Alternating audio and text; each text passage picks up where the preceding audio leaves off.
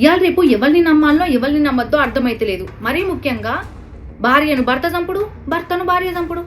అరే ఇంటోళ్ళు కట్టుకున్నోళ్ళను కడతీరుస్తున్నారు. ఇంతకన్నా ఘోరం ఇంకేమైనా ఉంటుందా? ఈ మధ్య కాలంలో కొంతమంది భార్యలు వాళ్ళ భర్తలను చంపిర్రు. చాలా వార్తలు విన్నాం. హనీమూన్ తీసుకుపోయోగలు, అడవిలో తీసుకుపోయోగలు, ఇంట్లో మత్తు మంది పెట్టోగలు. ఇవాళ ఢిల్లీలో ఏమైంది తెలిసిన?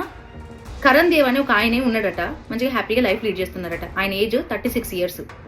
ఇక ఆయన వైఫ్ నేమ్ సుష్మిత. ఈ కరణ్ దేవ్ అనే వ్యక్తితో ఆమెకు పెళ్ళై 6 సంవత్సరాలు అవుతుందట.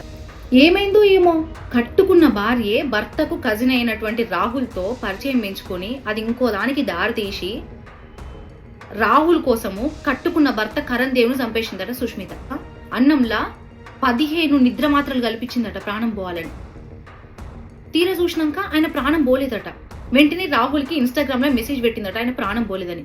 ఎంబటే ఆ మోతవరి రాహుల్ ఏం చేసిందో తెలుసా? చంపి కరెంట్ షాక్ ఇచ్చేసేయని ఐడియా ఇచ్చిందట. ఆ ఐడియాను అమలు చేసుడుతోటి కరణ్ దేవ్ చచ్చిపోయిండు. కట్టుకున్న భర్తను కడదేవుసుడేంది? నచ్చకపోతే ఎవరి బతుకులు వాళ్ళు బతకచ్చు, వీడిపోయి ఎవరి సంధానం వాళ్ళు ఉండొచ్చు. అంతేగాని ఒకరి ప్రాణాలు తీసే హక్కు ఎక్కడ చెప్పుర్రి? ఇంత ఘోరం ఏమన్నా ఉంటుందా? అరే గింత ఘోరంగా తయారవుతున్నది ఆడోళ్ళు అని మస్తు దిట్టబట్టిరు నెటిజన్లు అంతా. ఇంతకు దీని మీద మీ ఒపీనియన్ ఏంది? కమెంట్ బాక్స్ లో కమెంట్ చేయండి.